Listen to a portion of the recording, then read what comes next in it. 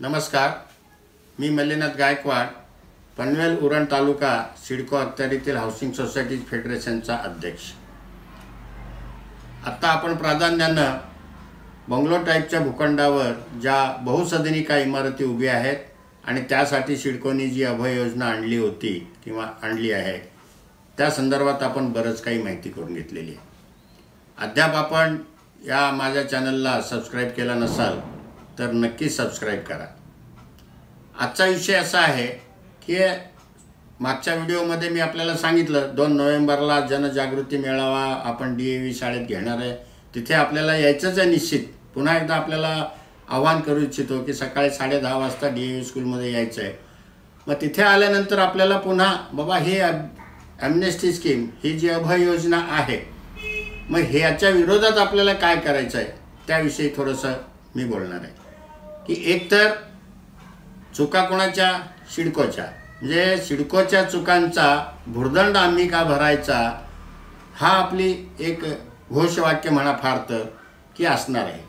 मग आपली मागणी काय, सगळ्यात पहिल्यांदा मागणी अशी असणार आहे सिडकोकडे किंवा पाठपुरावा आपल्याला करायचा आहे। प्रसंगी आपल्याला सिडकोच्या बाबतीत काय करावं लागेल हे सगळं आपण 2 तारखेला ठरवणार आहे। पण थोडीशी जुजबी कल्पना येण्यासाठी सांगतो की आपल्याला कुठलाही दंड, कुठलाही भुर्दंड किंवा कुठलंही शुल्क आकारणी न करता आमच्या ज्या सदनिका आपण आता म्हणता की अनियमित आहेत त्या नियमित करून घेण्यासाठी ही अभय योजना आहे।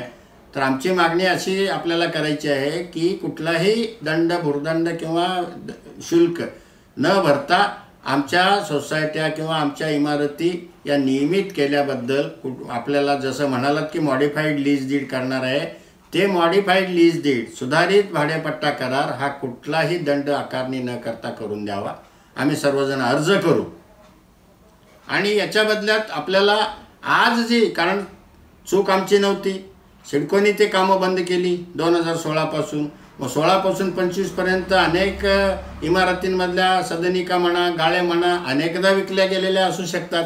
मग पुन्हा हा भुर्दंड घेऊन तुम्ही पुन्हा जितक्या वेळा सदनिका विकली गेली, जितक्या वेळा गाळा विकला गेला तितक्या वेळेचं आजच्या दराने ट्रान्सफर चार्जेस घ्या असं म्हणणार असणार आहे। तर त्यालाही विरोध असणार आहे। त्या कुठलाही दंड न घेता आमच्या इमारती नियमित करणं एक पहिली मागणी। त्यानंतर आजची जी आज जे सभासद त्या बिल्डिंगमध्ये, त्या इमारतीमध्ये किंवा त्या सोसायट्यांमध्ये राहतात त्यांच्याकडून आजची यादी घेऊन या यादीला अंतिम सभासद मागणी म्हणून मान्यता द्यावी। कुठलाही त्याच्या बाबतीत हस्तांतरण शुल्क वगैरे न घेता आजची यादी अंतिम करावी आणि आजच्या यादी सकट नव्यानं सुधारित भाडेपट्टा करार करून द्यावा। या 2 आमच्या प्रामुख्याने मागण्या असणार आहेत।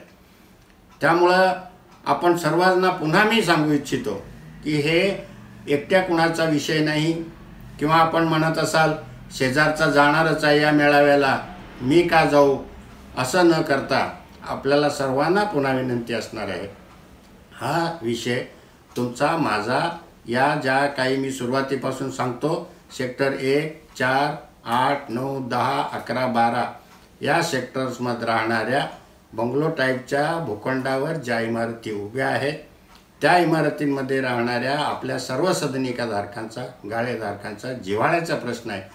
त्यामुळं मोठ्या संख्येने आपण उलट शेजारी जाणार आहे मी का जाऊ म्हणण्यापेक्षा मी जाणार आहे, शेजाऱ्याला पण घेऊन जाईन अशा भावनेने आपण या त्या ठिकाणी या।